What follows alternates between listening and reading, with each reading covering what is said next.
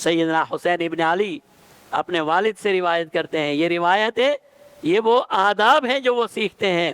فرماتے ہیں میں نے اپنے والد سے پوچھا کہ میرے نانا جناب نبی کریم صلی اللہ علیہ وسلم کی سیرت کیا ہے؟ ایک نواسا اپنے والد سے اپنے نانا کی سیرت، کردار اور اخلاق کے بارے میں پوچھ رہا ہے، اور بتانے والا کون ہے؟ سیدنا علی کرم اللہ وجہہ۔ اور بات کس کی ہو رہی ہے؟ جناب نبی کریم صلی اللہ علیہ وسلم کی۔ فرمایا ایک بڑی روایت ہے، فرمایا کہ میں نے پوچھا کہ جناب نبی کریم صلی اللہ علیہ وسلم کا اخلاق اور کردار کیسا ہے؟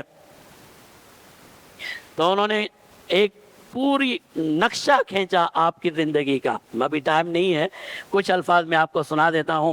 فرمانے لگے کان رسول اللہ صلی اللہ علیہ وسلم یحضن لسانہ، آپ صلی اللہ علیہ وسلم اپنی زبان بند رکھتے تھے، زیادہ نہیں بولتے تھے۔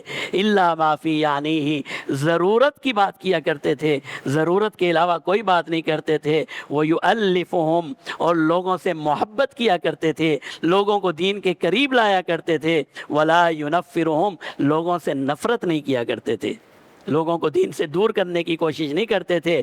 اور آخر میں فرمایا افضلہم عندہ اعمہم نصیحۃ، پیارے محبوب کی نظر میں سب سے زیادہ افضل اور سب سے زیادہ محترم وہ امتی ہے جو لوگوں کے لیے اچھا ہے، لوگوں کے ساتھ بھلائی کرتا ہے، لوگوں کے ساتھ اچھے اخلاق سے پیش آتا ہے۔